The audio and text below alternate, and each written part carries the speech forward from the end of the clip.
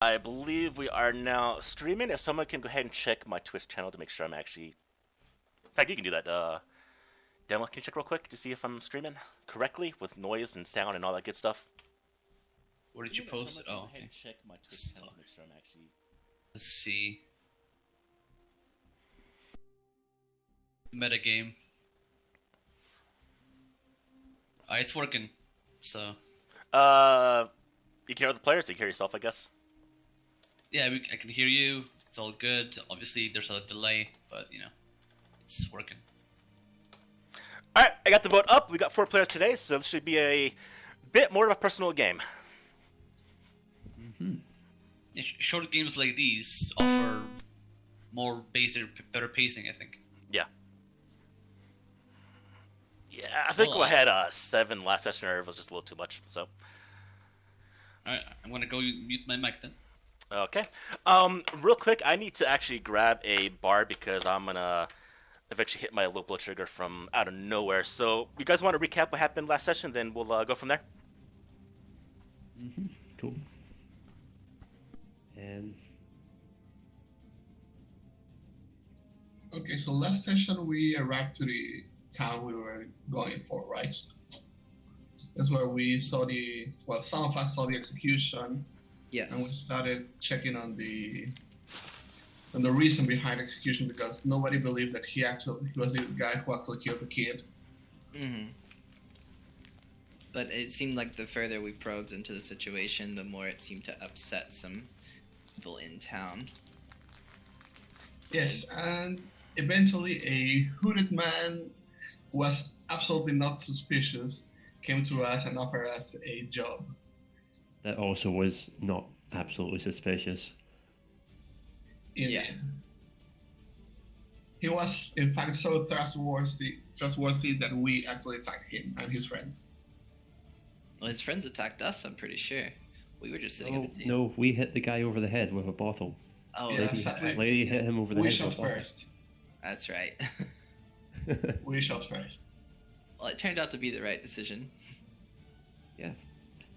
considering the events following. I mean, yeah.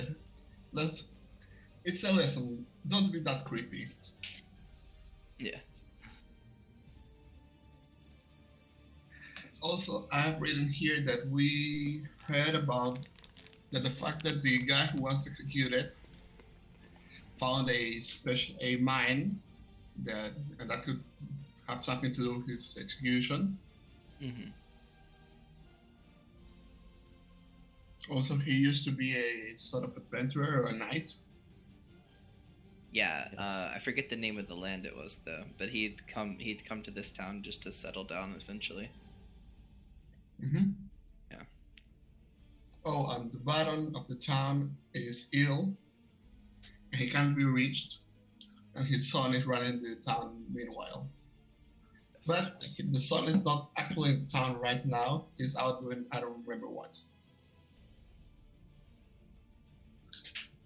And there is a string of murders happening. People disappear, and their bodies are found half-eaten.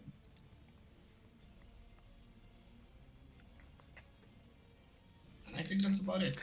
I think that's Yeah. good enough, and I will be a little bit sluggish until my blood sugar goes up. I just kind of ate a Laura bar, chocolate chip brownie cookie. All right. Okay, so for the most part, everything is correct. One thing I will direct your attention to that might help a little bit is I got an actual working calendar for this with the correct dates and everything, which is, I think, kind of nice. So, if you go to the top right, you should see a little calendar symbol. If you click that, you will actually see a full Hellfrost working calendar with some entries. And I will keep this kind of brief, so the entry is brief for that matter. But if you look at the month of Fog Moon, on the dates of the 19th and the 22nd, you will see some very small entries. Yeah. Okay, yeah. We can continue to update the log. So, the way it's actually supposed to be read is this is I think it's correctly the 3rd milk day of Fog Moon, the year 499 Ice Rise. So this is 499 years after the rise of the huge wall to the north. Right. Now, to some of you that had questions about serving the god Uller, the hunting god, there was a question about when you're actually able to hunt. So the months that you're able to freely hunt without making your god angry is the months of fall moon, hunting moon, and fog moon. The rest of the year, you're off limits. So we're at the We're going to be at the end of the hunting season. Yes. yes. Now, you can hunt. It's only a minor sin, so your god will be, like, a little displeased, but he's not going to sit there and, like, throw a lightning bolt at you. So if you need to for absolute survival reasons, yes, you're fine. But if you decide to go and kick a bunny for no reason in the middle of the winter, you probably will be struck down. So, Gotcha. all right, blood's coming back into me. Starting to feel alive again. Okay, so you have just arrived into the city of Krace. Krace itself is a very established mining, blacksmithing town. Very much smaller than its previous self. The entire area surrounding Krace is actually littered by the foundations of the previous city, which is a lot bigger. After the attack and the invasion into the Hearthlands, instead of having, because many people end up dying or leaving to further south, so when the people came back to the city, the inhabitants was a lot smaller than its initial population capacity. And so instead of rebuilding the city to its former glory, they had the city become smaller to accommodate the current population. And so one thing they did was they took all of the building materials, the foundation, the stones of the houses, and made a wall around the current standing part of the city. And so you have the normal city of Krace, you have the wall made from the former foundation points of the old city, and then surrounding that like a giant moat is just the ruins, pretty much just the foundations of the old city. You have to kind of navigate and surpass when you actually arrive at Krace. Now, once you arrived at Krace, you did witness an execution, a very gruesome, very unusual execution to the individual Hagar ap Admon, which is a former knight, and he was executed by being smushed, best way to put it. A giant boulder was rolled on top of him, and he was executed in that sense. And that term of execution has only been implemented in Krace, and only Krace you've ever heard about this kind of execution for the last several months. Now, So this is a recent occurrence. yes. It's okay. Yeah, so besides that, now there's been talk of whether Hagar was actually innocent or guilty of the crime of the kid, the Saxa kid that was actually murdered by, according to the population, or half the population, by Hagar's hand. And as we said, the more we've been kind of investigating, things aren't quite falling in place. Some things are not making sense. Some people are saying Hagar would never do this. Some are saying Hagar did it because the kid actually robbed Hagar's blacksmithing shop previously, even though Hagar beat the kid. But then afterwards, Hagar went and killed him. But when Hagar was apprehended, he gave no defense to himself about the murder, and so he was deemed guilty and executed by order of Forstog ap Saren, the commander of the guard inside Krace. Now, talking to the executed kids, or the killed kids' family, and talking with Hagar's wife, found out that very, very recently Hagar was going down his business. He wasn't making as much material, he wasn't making as good quality as Relthord, the more prominent merchant inside the town. What he was excited about, though, was he talked to his wife, saying that he found a way to bring back the glory that he had previously. And this was right before he was executed for the very heinous crime of this murder of the child. So, during the small course of your brief investigation, because you want to get paid, because you're not going to get paid because the person you're here to trade with is Hagar, the one that was executed. And so, you were given word from Rothor, who actually was a friend of Hagar, that if you investigate and prove the truth of what happened, he will actually give you the wares that Hagar was supposed to trade with your small caravan to head back towards Aslov to complete the contract. So, right before we left off last session, you were approached by a man in flowing purple robes, saying that he belonged to a organization. Who remembers what it's called? Oh, I can't remember the name. No, me neither. Let's see. Oh, wait, I think I have it written around here. Fedhilles? Fedhilles, yes. Fedhilles, that's the pronunciation. Fedhilles was an organization of mercenaries he was bringing forth to run to the northern lands, and sell the services to the highest bidder. Now, this individual gave you a very different feel. He wasn't what he seemed, and he actually tried to pull you guys away from your investigation, and eventually you persuaded him to go to the inn to talk and to have fine wine service before you head out to the north, where you promptly clubbed in the back of the head. And when that happened, people rushed into the room, and combat broke out immediately. These same individuals wearing these flowing purple robes of the Fedhilles.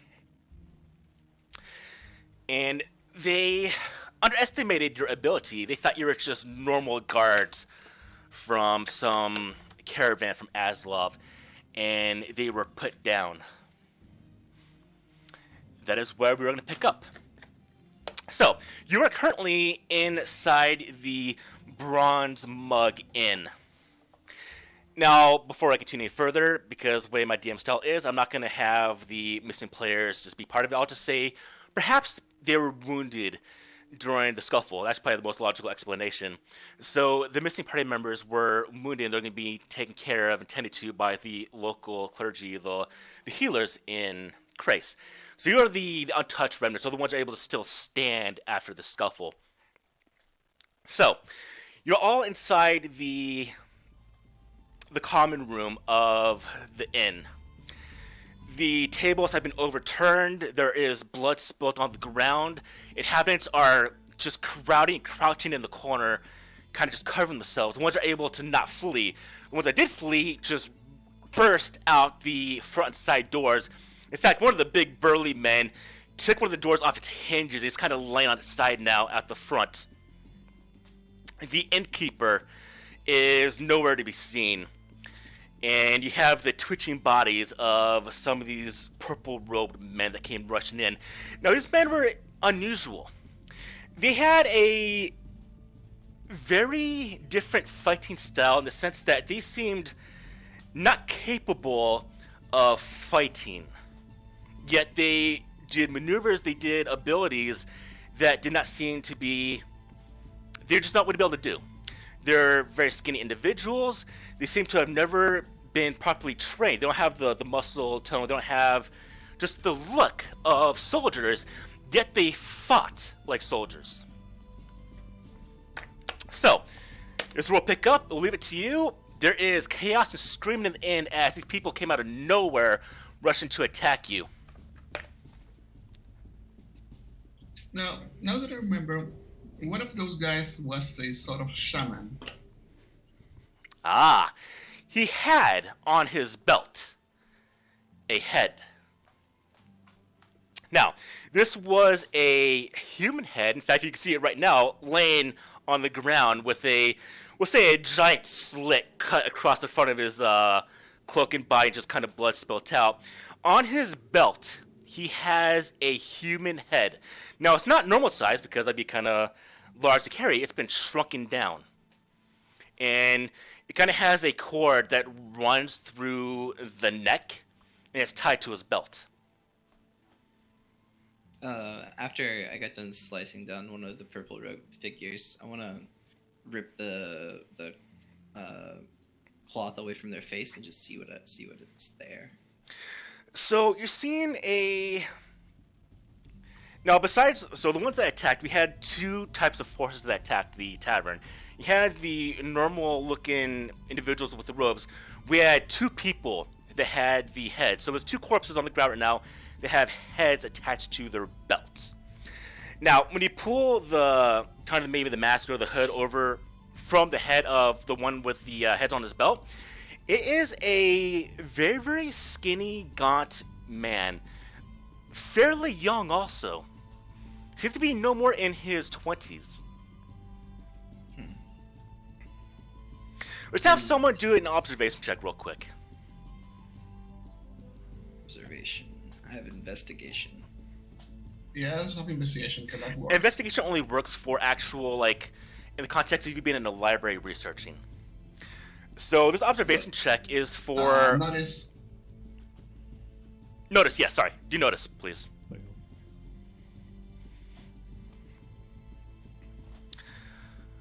Alright, so Nightweaver and Oliver, here's one thing you notice. Now, you're looking at this guy's head, very, very young kid. This is someone who has fought with a style. His fighting experience does not portray into how young he is.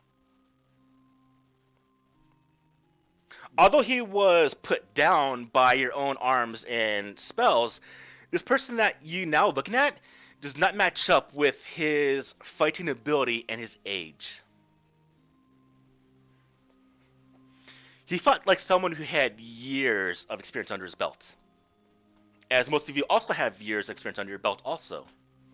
Not someone who is this young. He could be a vampire. No, is it possible to possess or enhance people so that they will fight in a way they shouldn't be able to?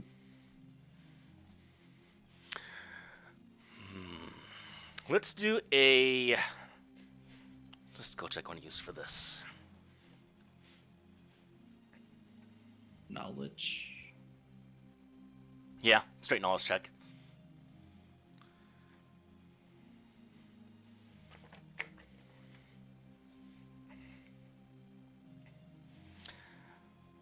So when I don't have the knowledge, I just use smarts, right? Yes.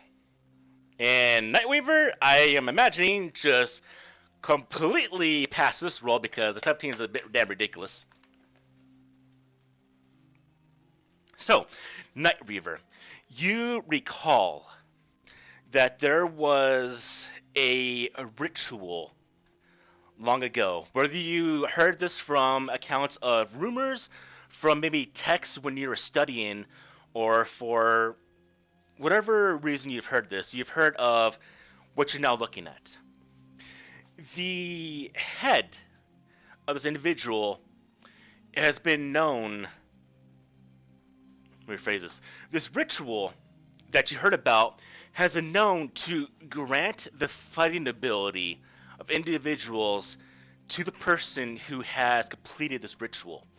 The ritual pertains about removing someone's head and binding part of their soul into the priest. Right, so the guys with the robes and the heads attached are actually using the experience of the head, the person that the head belonged to. Yes. Wait, so if they were actually trying to recruit us, do you think they wanted to kill us in order to get our heads to enhance their people? That is very possible. Well, now I dislike them even more. Sounds like it. Yeah. And wasn't there a string of murders recently? of skilled individuals in town? Yes, and their heads were found missing, right? I believe so. That is correct. Yes. Oh. Well, Should then. we? Maybe we should collect these heads and see if anyone knows if these individuals match up with the bodies found. That's a good idea. Well, the heads have been shrank, right? Do they still seem recognizable? As you're about to start looking for tracks, you start to hear the running of footsteps as numerous soldiers, not quite soldiers because the town guard of Krace is made up of the actual inhabitants of the town itself. So you have Forstog burst into the tavern with a sword drawn. He has a collection of 8 other guards behind him. Now, these are men who are inhabitants of the town, and you see that they, for the most part, wield spears, and they have either, it looks like smithing hammers on their belts, and they're wearing leather aprons, and they're kind of dirty and grimy, and that's pretty much it for armor-wise. But they are standing behind him, and they are nervous. As Frostdog bursts in, he goes, "What is the meaning of this?" He's looking around at all the bodies on the ground. He's seeing all of you standing over these dead bodies.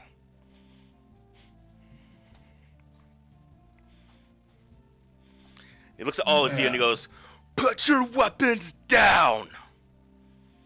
And as that's saying that, the guards come in behind him. They kind of spread a ring around him, a half ring. So you got Forstog in the middle, and you got these 4 guards on the other side of him, and they all have the weapons drawn. They're all looking at you. Okay, who's the most charismatic among us? Not me. I have -2 charisma. You don't. Yeah, I'm not good either. Let's see. I'll step forward and say, it's just a matter of self-defense. There's no need to rush in. Self-defense in the inn, and every individual with wounds, and they're dead. Why would you be attacked during the middle of the day? I direct him over to the shaman-looking bodies and say, how can individuals such as these be in a town so well guarded? Forstar kind of looks down. He kind of blanches a little. His face kind of goes a little bit pale as he sees the severed heads. Now, there's a total of 3 severed heads. One of the individuals has 2 around him, and I'm guessing you might have one of them in your hand there, Angus. And the other body has also a severed head on his belt. And Forstar kind of just looks at these heads and loses his lunch. Mm-hmm. I ask him, from our time here, we've learned of a string of murders that have been plaguing this town. Do you recognize these people? Forstar kind of gets up. He kind of wipes his mouth off his or his sleeve on his mouth to remove the bile, and he's looking at the bodies of the slain road men.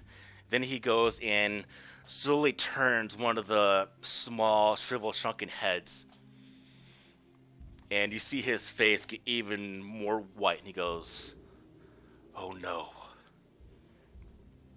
I know this man. Who is it? He used to be the local healer here. But he went missing a couple months ago." The same manner. Body was found. Head was not. Half eaten, yes. But I see. his head, why? Why is his head? Why? He's kind of at a loss of words right now. So I'm assuming I would know why as well. Like, Yeah. Oh I yeah, know, yeah. So both you, Ingus, and Weaver, you have heard of this ritual. Like I said, it's a very, very dated, old, Yeah. very, very vile looked upon ritual. Very, very magic. dark, very dark. But you've heard about this in your studies, and I know Nightweaver is part of the magical arts, I believe. So yeah, so definitely easy for Nightweaver. Ingus, you're not. Well, actually, no, you are. You're yeah. So you both heard this from text. From maybe studying other magical schools. You've heard of this ritual before. okay. So it's exactly as I said. When these priests, they remove the heads from foes, and they're able to actually use the knowledge, the fighting knowledge of these slain foes into themselves, and that's how these priests that shouldn't be able to fight are able to fight. Mm-hmm. Well, I look to Forzog and I say, I recognize the ritual.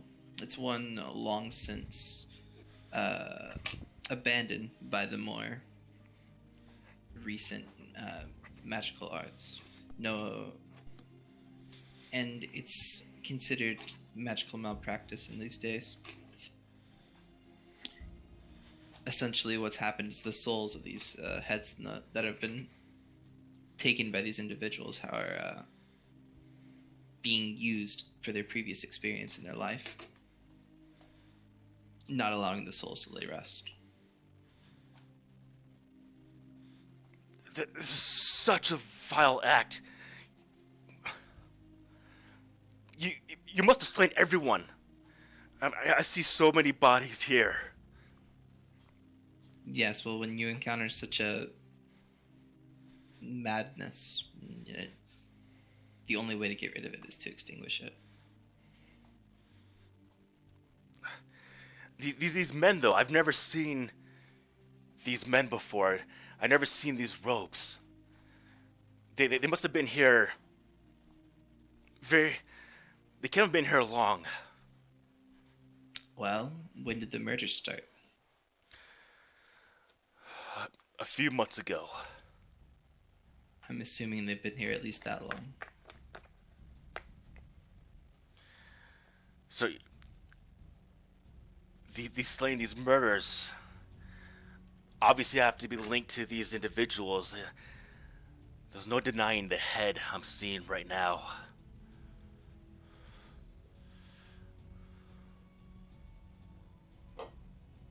It almost makes me wonder, maybe Hagar had fallen victim to these individuals as well. But how? Hagar still had his head. If what you say, they need the heads of the foes. I mean, look around at the bodies, and the bodies, they're all youth, correct? yes. Now, like I said, you have the two collection of types of soldiers, or the types of men that came into the room. So the two ones that have the heads are within their 20s. They're young. The other soldiers, or I keep saying soldiers, but the other men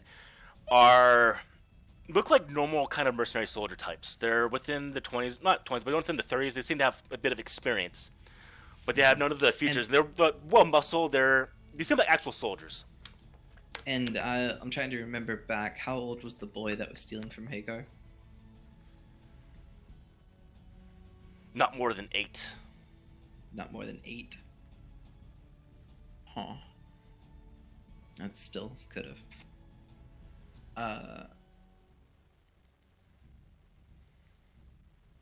Kind of lost for words here. Let's see.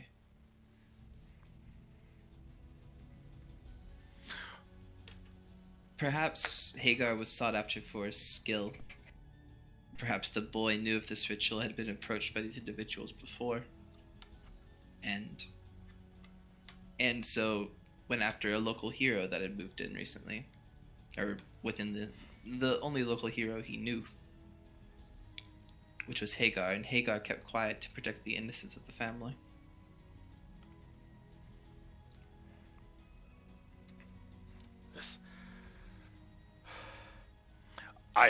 I must think on this. He motions for his men to start dragging out the bodies of these purple-robed bodies.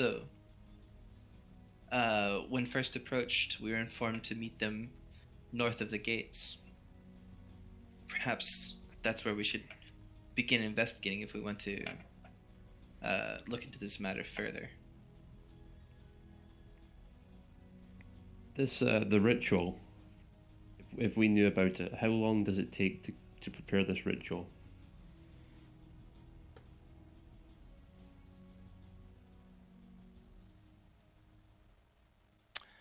Give me 1 second.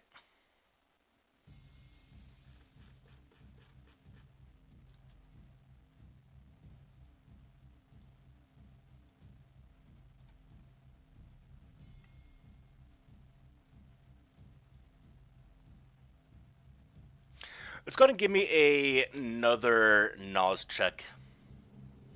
For those two that succeeded.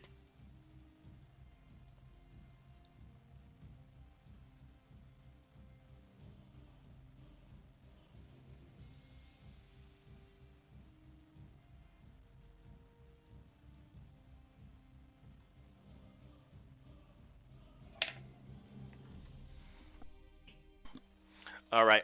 Nightweaver, from what you recall, the ritual has to be performed immediately after someone has been killed. Okay.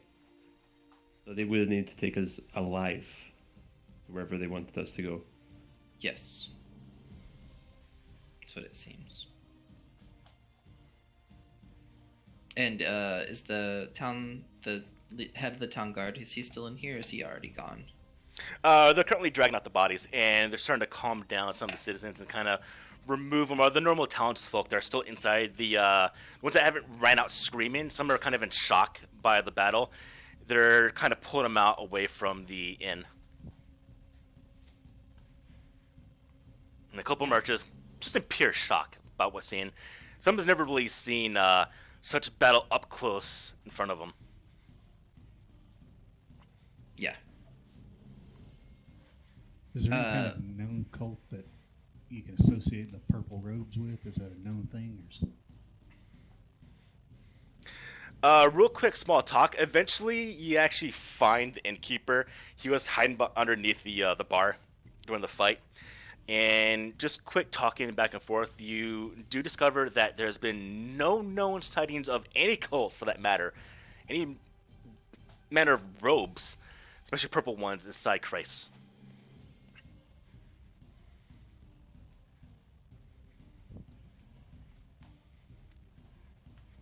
So this is completely new to everyone who is talking. Okay.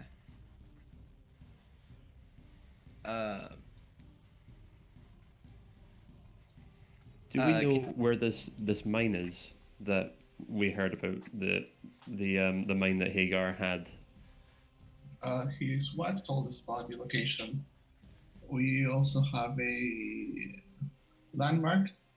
It's next to a fallen stone tree. It's next Was to it to the north of here? Yes. Is it possible that the cultists have been using this mine as a place to perform their rituals? It definitely wouldn't hurt to check it out. I think this is a good place to start. All right. sounds good.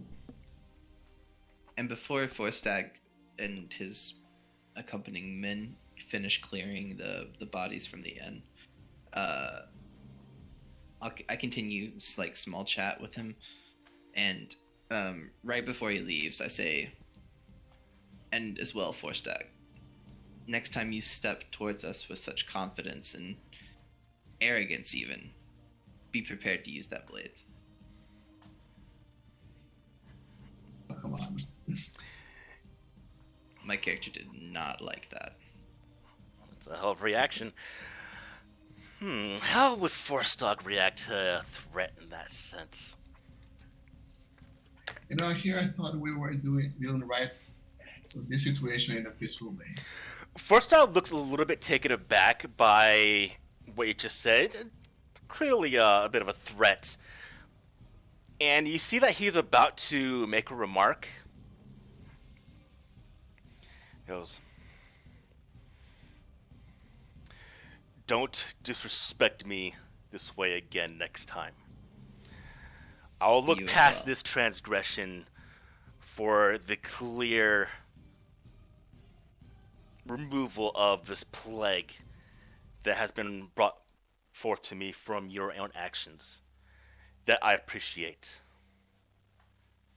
I look only for the same from you. He kind of just stares at you for a little bit and just turns around and leaves. Okay, that's all I wanted to say to him.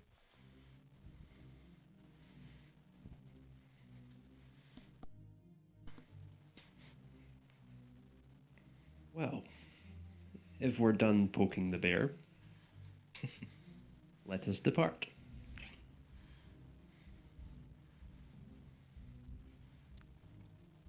As you're going to leave,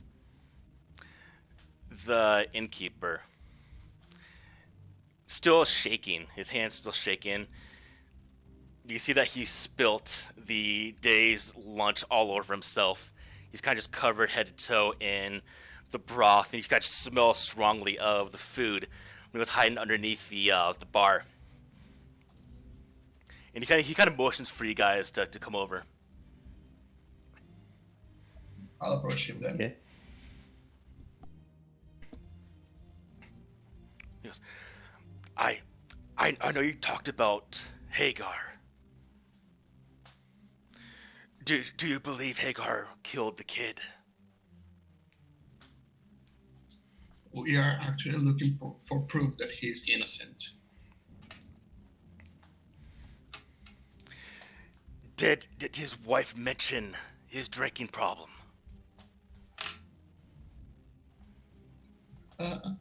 No, he actually didn't. She actually didn't. There's been unusual events in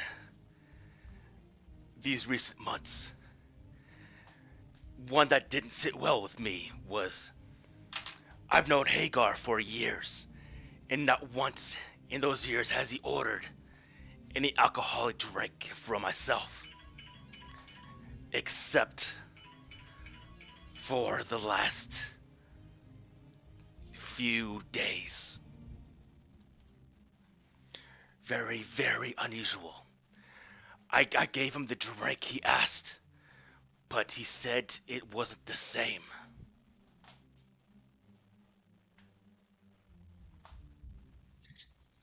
Did he mention the same to what? He came under a sickness a while back, and he got better from the herbs from the healer. He mentioned the poultice from her was something he's never experienced before, but he was ashamed to talk about it in front of his wife since his old knighthood forbade him from ever drinking alcohol.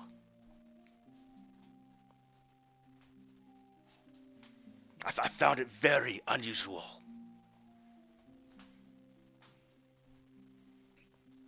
And the healer is one of the people who was found dead, right?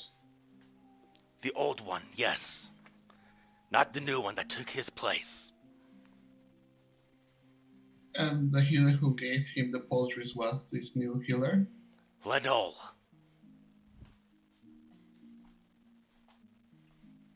Okay, thank you.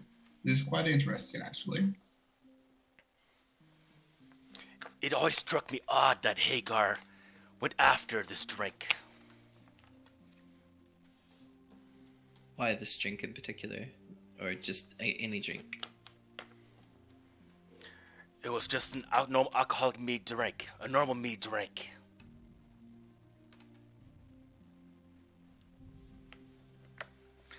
I carried the very one he asked, but he didn't approve of my own stock, although they come from the same place.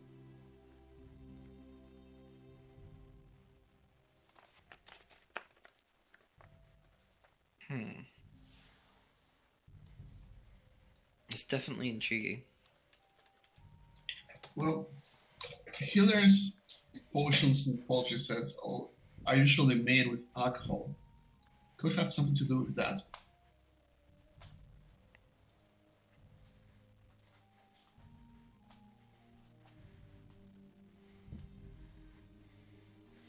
I've never had the effect of being drunk.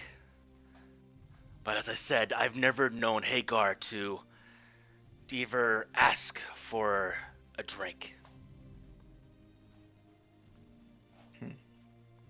So the bartender that's never been drunk? Not from poultices. Oh, I see. Of course I've been drunk. Struck me Drunk as right odd. now. Oh, All I this imagine damn so. fighting.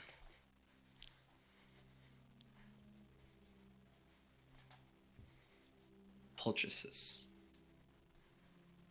Okay, so it seems like we also have to give a little shout out to the new healer, Lano. It seems that things with Hagar didn't start becoming odd until he took over. Yeah, it seems like there's quite a big web of people connected to this incident.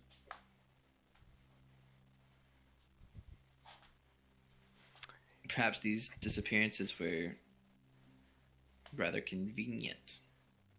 Yeah. And I'm really starting to dislike Grace altogether. With that, the innkeeper goes back to doing his own. He's starting to clean himself off with all the food and broth on him. He's starting to having the barmaids go out and start to fix up the place, kind of mop up the blood and reset the tables.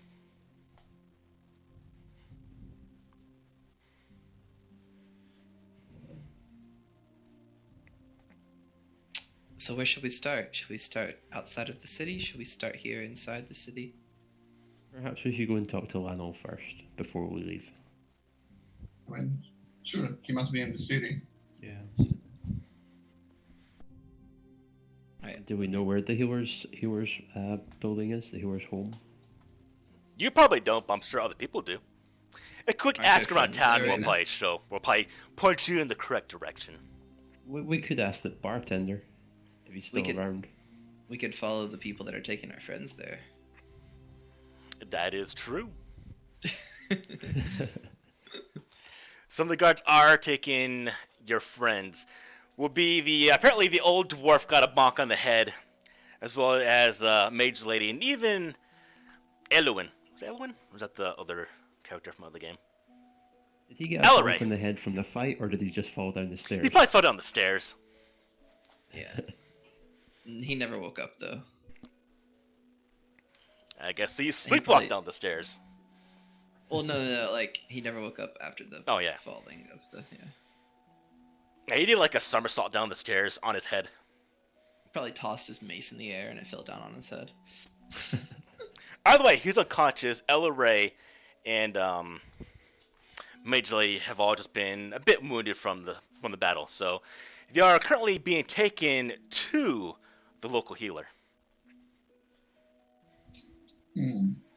Let's make sure we don't get on his bad side. Yes. We should also make sure that our friends are taken care of properly, and we're not going to come back and they're missing their heads. Yeah, that would be an ordeal. All right, so what do y'all do? Follow the guards. Follow them Yeah. to the. Yeah, let's go to the bed. healers. All right. So you're following the guards as they're carrying the conscious bodies of your three companions. And you swerve around some streets. You get to a fairly small building, one story, a bit run down, half timbered style. And you can see that there is a shrine to, crap, what's her name?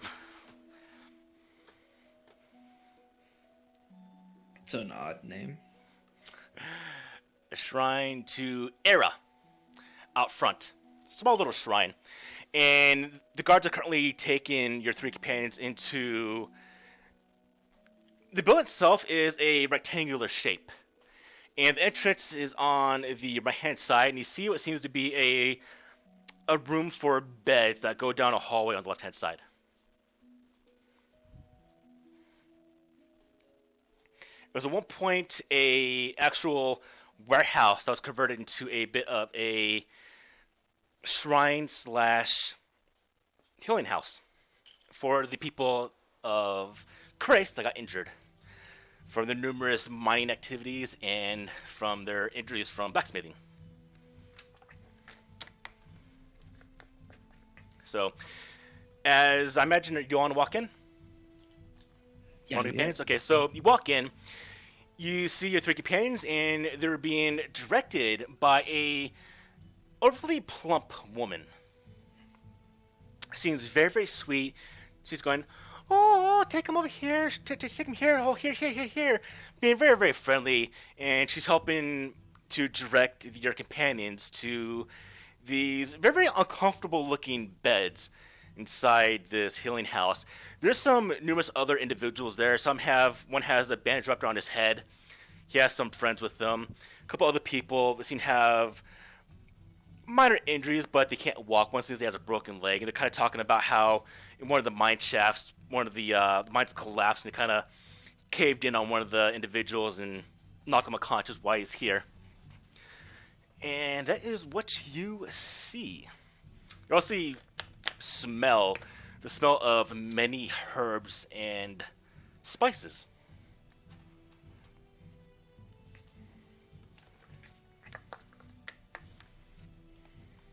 I just want to follow quietly behind the group and observe what's going on. I think it would be best to wait until we see that our friends are getting taken care of before we start inquiring. Yes. Okay, so Alright, then.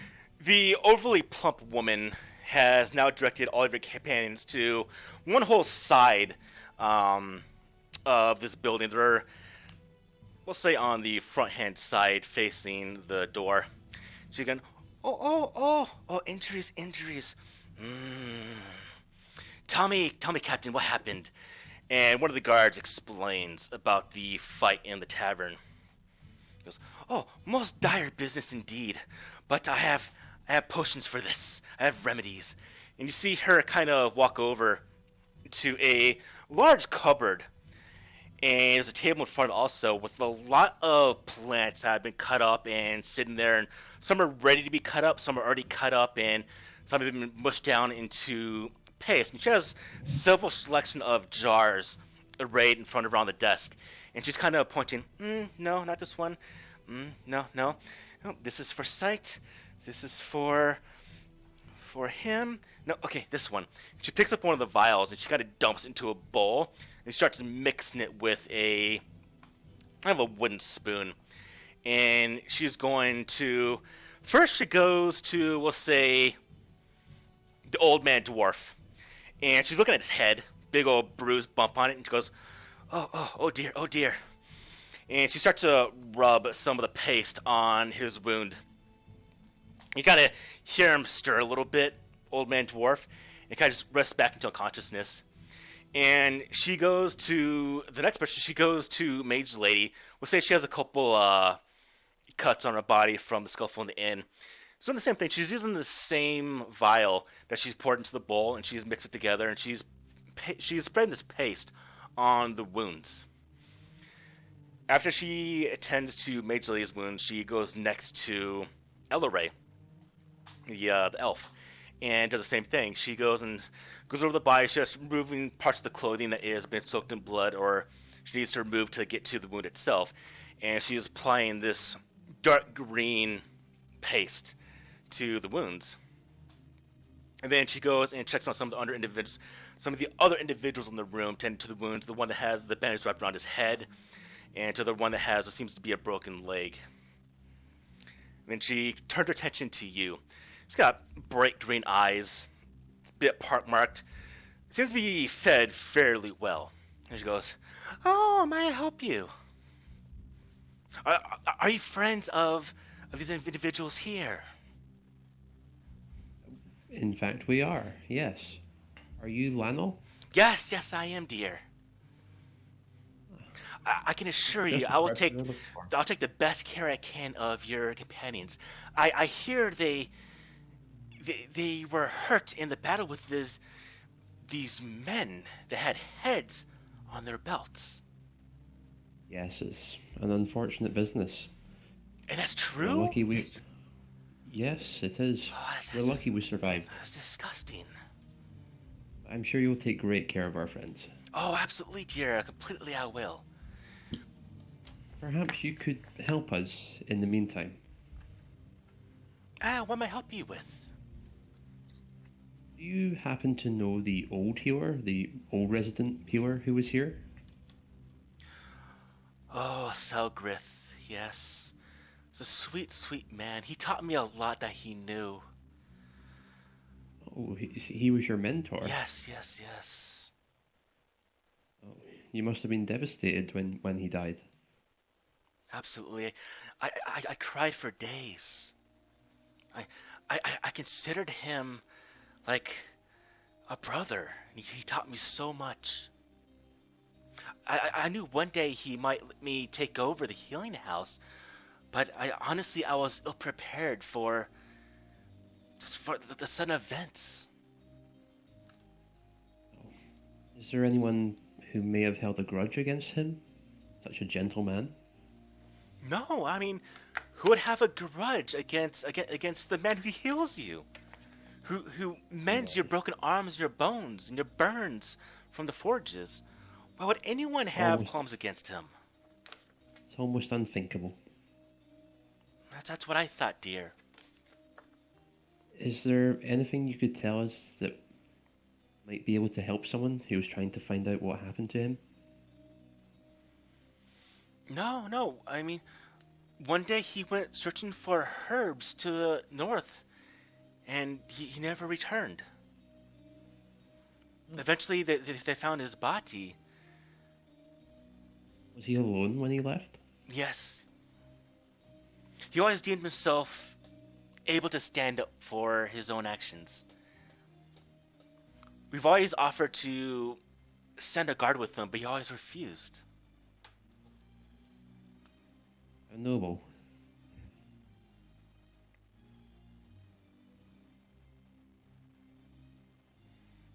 Now, if you excuse me, dear, I need to get back to your friends. Of course, man. And she kind of grabs your shoulder, your upper arm, kind of squeezes a little bit, and she goes back to, gives you a smile, goes back to tending to the wounded. Okay. And I'm not sure if all the other characters were there, but I would have reported this back.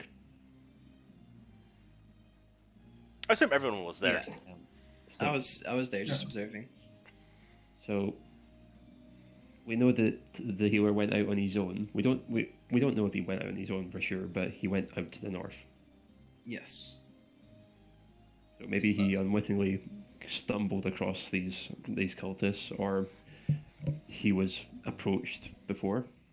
Yeah. Did you happen to inquire about Hagar and his visit here? I have not inquired about Hagar.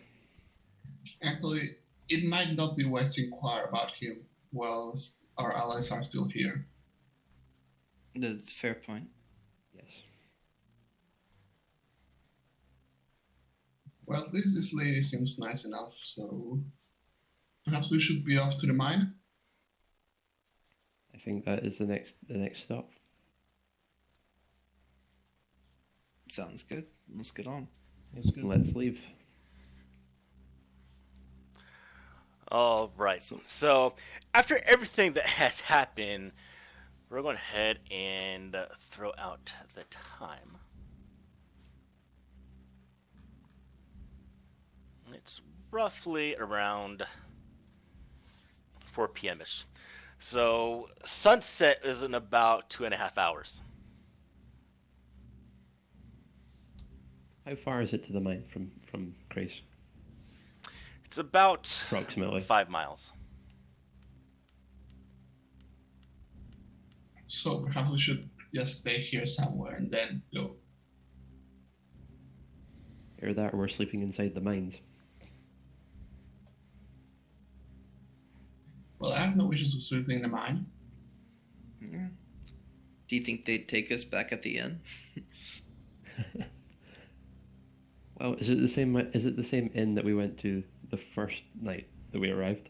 Oh yeah, I forget there's multiple. The fight that happened was at that inn, yes. It was the same inn. It was Okay. the Bronze Mug. But there are multiple inns inside the town, so you could go to another one. Well, the barkeep did seem to, he didn't have any ill will towards us, and perhaps other barkeeps around town wouldn't be so kind. Yep. They We also don't know whether any of the barkeeps could possibly be involved with anything that's going on. Right. We don't So even we should know if keep this this- one is. Yeah, we should try and keep the circle of contacts small, Yes. especially while we're a target. So if we're going to stay somewhere, we should stay at the same inn we were at. Yes. That would be the Bronze Mug. Let us proceed back to the Bronze Mug.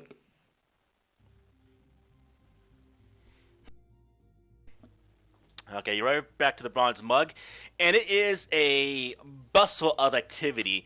The remnant signs of the previous battle have pretty much been erased. The ground is now covered in just spilled food and vomit and drunk people.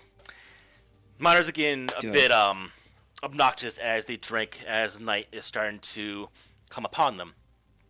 But I scanned. the inn does smell fairly nice as you walk in.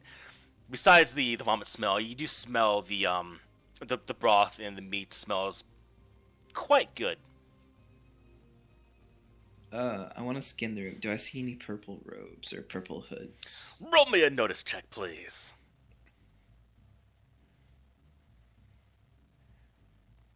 I'll also help with that. A quick glance around the room, you spot no robes, no purple robes. You just spot the normal individuals, the ones who are either apprentices to blacksmiths, and mostly just blacksmiths you're seeing. A lot of them have actual hammers on their belts still. And they're just kind of merely talking away about the day's activities. Some are talking about them being able to possibly share some bigger stocks of their blacksmithing tools they've made. Some talk about their wares, some talk about everyday activities, maybe a marriage, whatnot. For the most part, there's an underlying sense of fear, though. Everyone knows about Hagar, everyone knows about the murders that have been happening the last few months. So people, for the most part, are trying to drown out the fear with drink. Very wise. What about us? Do people recognize us as having been in this fight? No, the ones that you, from your just observation, you don't see anyone in the inn that was there during the fight, except for the innkeeper. Okay. Well, In fact, we'll head up to the... He sees you, and he kind of pours a flagon and kind of raises up, handle out towards you. Okay. I'll approach the counter and ask him whether we are welcome to stay here tonight, even though he's got the flag in his hand. You're welcome to stay, but you have to pay still. Oh, obviously, we didn't intend to take a room for free. But I'll tell you what. I will give you our pristine rooms for the common price. 2 silver shields. Very reasonable of you. Which I've now realized is extremely cheap, but for this point in time, we'll leave it. Maybe during renovations, so we're having a discount. Yeah. So I just realized an actual meal costs 2 gold shields, so.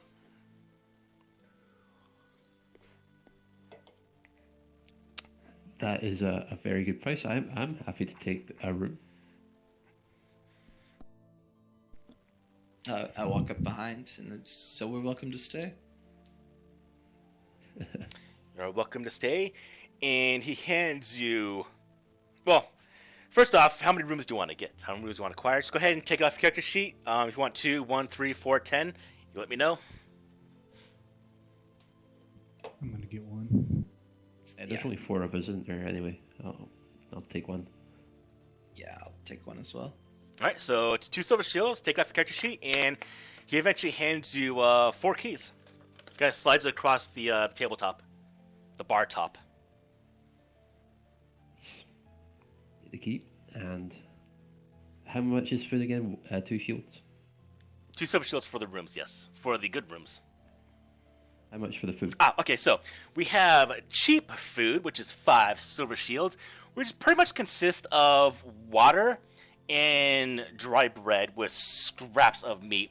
We have the average meal, which is 2 gold shields, which has a very hearty broth filled with vegetables and meats and large chunks of bread. Then you have his expertise, his specialty is 30 gold shields for a pristine, just, according to him, a fantastic cooked local game animal he has stored in his holdings. Christ, if only the old man was here. I'm gonna take an average meal. Yeah, same average. All right, that'll be 2 gold shields. Average for me as well. Let's take off your character sheet. Now, as the night is winding down, let me know if you want to do any activities, and then we'll go from there. Nope, I am going to go and rest.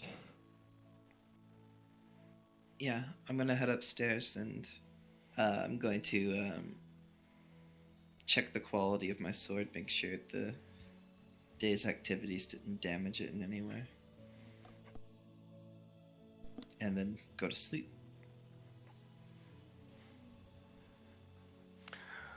All right. The night passes uneventfully. Wake up as the light is kind of pouring through your curtains or windows or whatnot. Probably won't have any curtains in the room. You probably have curtains with a good room. And yeah, temperature is still dropping steadily. You can see some of the frost now actually covering the window. In fact, during the night, it snowed. So you have a fresh layer of nice snow out front. A lot of whiteout. Nice. I'll head back down to the common room. I'll wait for everyone to turn up.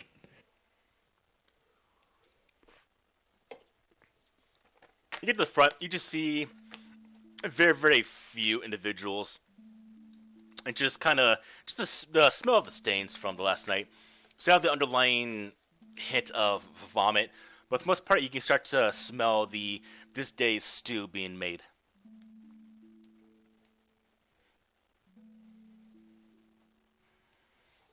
Yeah, I'm gonna go down, get some breakfast, and get ready to head out. Yeah, I'm heading down.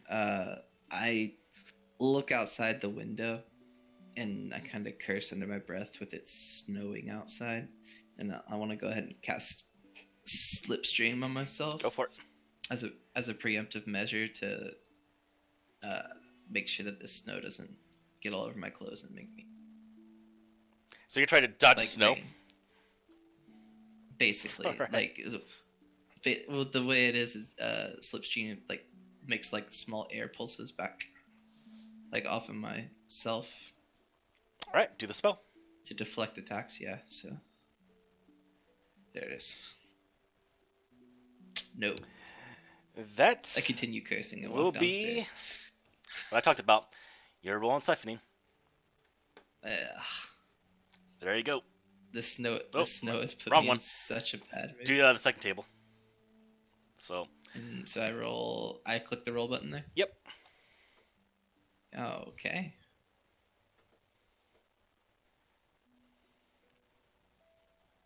unable to use his powers for 1d6 rounds. So you can't use a Benny to reroll on the actual skill, but you can use a Benny to reroll on this table. Actually, that table's not that bad. I mean, that result. Yeah, that's not that bad. I changed it because I did the thing where you can't reroll a Benny on the initial skill roll anymore for siphoning. So if you roll, you're rolling this table no matter what. So I can't cast another spell for 30 seconds. Mm-hmm. So you see, pretty much you all see Ingus start to cast. Well, he probably did in his room, so you probably wouldn't see it at all. Yeah, I did. Yeah. So and then with that, I see it kind of start to spark out of my fingers, but it dies out, and I curse to myself again, and I'll walk downstairs to join the rest. Now, siphoning is the main reason I don't cast spells on myself all day long. Right. I only use them in combat. Well, this spell is actually maintained, so it would have lasted all day. Mm-hmm. No, I also have a deflection spell, but yeah. I don't use it.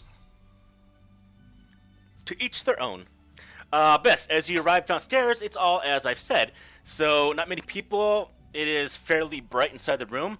Y'all can smell the day's food being prepared. It's mostly empty for the most part. You have a couple of people who are kind of just minding their own business in the corners of the room.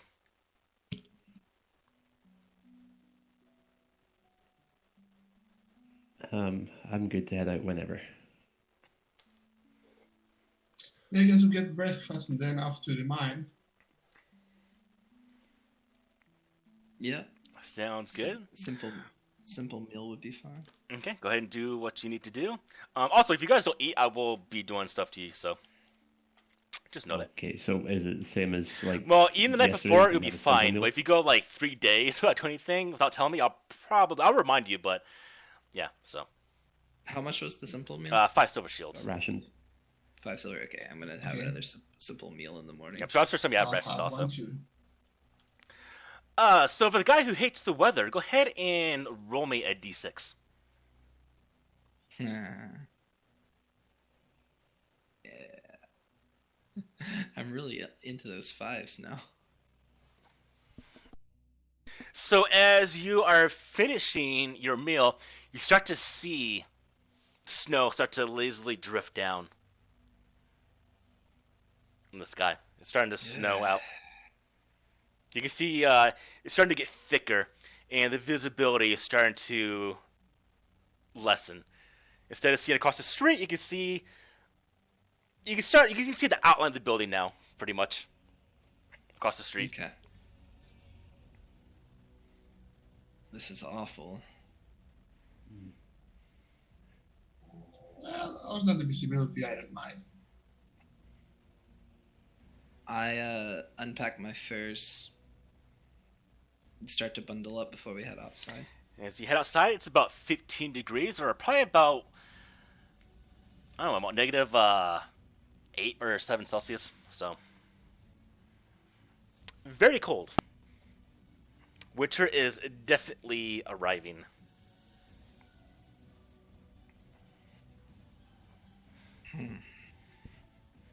I look back to the group and say, "So, shall we head forth?" Yes. Good to go. Let's- Yeah, let's go. Make sure you have all your furs and whatever you need to keep the cold. I have winter clothing. Not sure how effective that is. You'll be Yeah, okay right now. I've got the furs that I had prepared.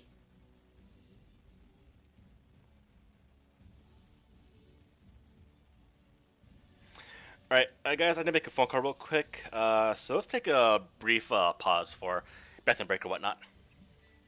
I will go and make some drinks. Right Alright. back. Okay, yeah, I'll be right back.